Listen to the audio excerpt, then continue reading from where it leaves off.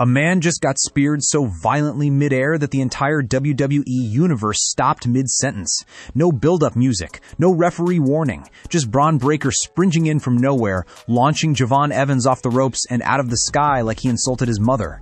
And the scary part? Evans wasn't even his opponent. Let's talk about what just happened on Monday Night Raw, because this wasn't just a cool spot for a highlight reel. This was a message. A loud, bone-rattling, "We are not done with you" message sent straight to one of WWE's most promising young stars. And honestly, by the time you finish this video, you might walk away with a completely different opinion than the one you came in with. Here's the setup. Javon Evans was in the ring against Austin Theory. Just a regular match, on paper. Evans bounces off the ropes, off the turnbuckle, building toward his OG cutter, that signature move that's been getting him over with crowds every single week. He's flying, he's got momentum, the crowd's into it, they're chanting his name. This is the kind of match where a young guy gets to show off everything he's got, and Evans was doing exactly that. And then out of absolutely nowhere, Bron Breakker shows up at ringside and spears him clean out of the air. Not a regular spear, a mid-air spear. The kind where Evans is literally suspended mid-motion, mid-flight, and Breakker turns him into a lawn dart. There was no time to brace, no time to adjust. 1 second, Evans is in control of his own momentum. The next second, he's horizontal and there's a 240-pound freight train attached to his ribcage. And if that wasn't enough, Theory propped Evans back up so Breakker could do it again. 2 mid-air spears in 1 segment. WWE didn't even need to add dramatic music. The gasp from the live crowd did all the work. I want you to actually picture this from Evans' side for a second. You're a young guy on the come up, you've got the crowd behind you, you're doing your thing, and suddenly the most physically dominant spear merchant on the roster appears like he spawned out of thin air and turns your night into a nightmare. That's not just a wrestling spot, that's a statement. That's WWE telling its audience in no uncertain terms that this kid is now somebody's problem. Now, quick pause, because if you're new here, go ahead and hit that subscribe button and tap the bell, because we cover moments like this the second they happen. And trust me, with the vision running wild right now, you do not want to miss what's coming. This faction has been must-see television for months, and it's only getting messier. Okay, back to the chaos. So why was Bron Breakker even out there? This is where it gets good. This is part of a much bigger story, one that's been simmering for a while now. Evans has been on the radar of the Vision, the faction built around Seth Rollins, Bron Breakker, Bronson Reed, and Paul Heyman, for months now. They wanted him. They tried to recruit him. And Evans, to his credit, has been resisting. He's young, he's hungry, and he clearly does not want to be another name added to Heyman's stable of enforcers. But here's the thing about saying no to the Vision. They don't really accept no for an answer. So when Evans kept refusing, Breakker decided the best way to make a point was to turn his own body into a missile in the middle of a nationally televised match. It's not subtle. It's not supposed to be. This group operates on intimidation, and nothing intimidates quite like watching a guy get launched out of the sky for the crime of saying no thanks. And look, this is a faction that has been must-see television all year.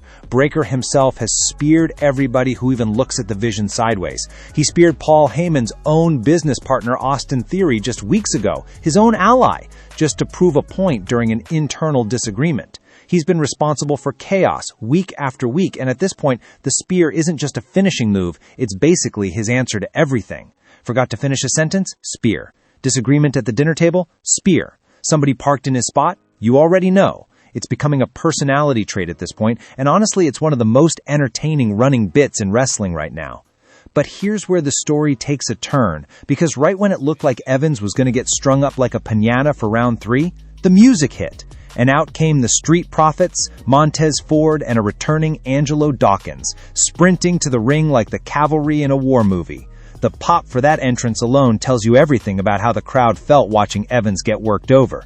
Dawkins squaring up with Theory, Ford going right after Breakker, and for one shining moment, Javon Evans had backup. People he didn't even ask for, showing up exactly when he needed them. They cleared the ring. Dawkins hit Theory with a silencer.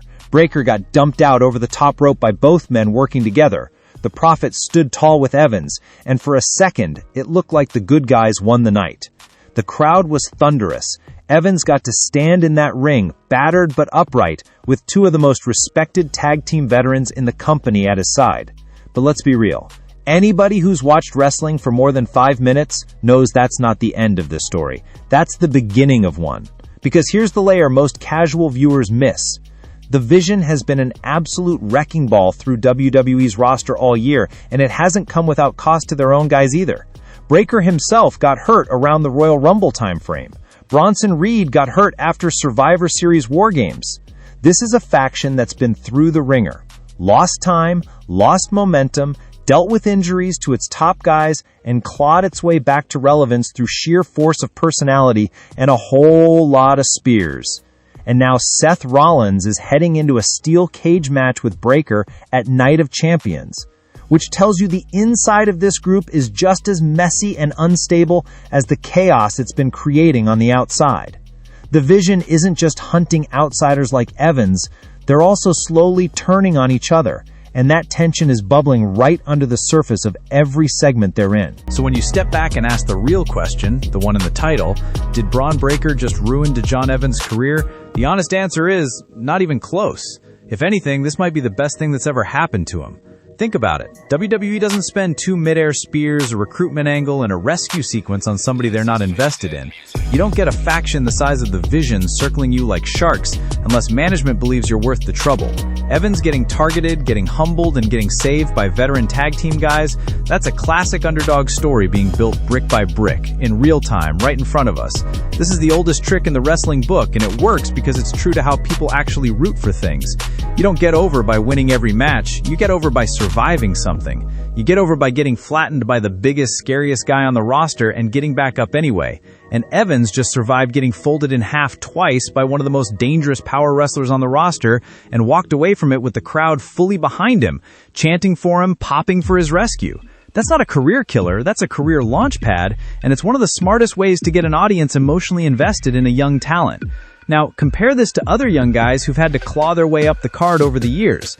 Getting steamrolled by a top guy, then getting your moment of triumph when the cavalry shows up, that's a tested formula. It worked for decades across every era of this business.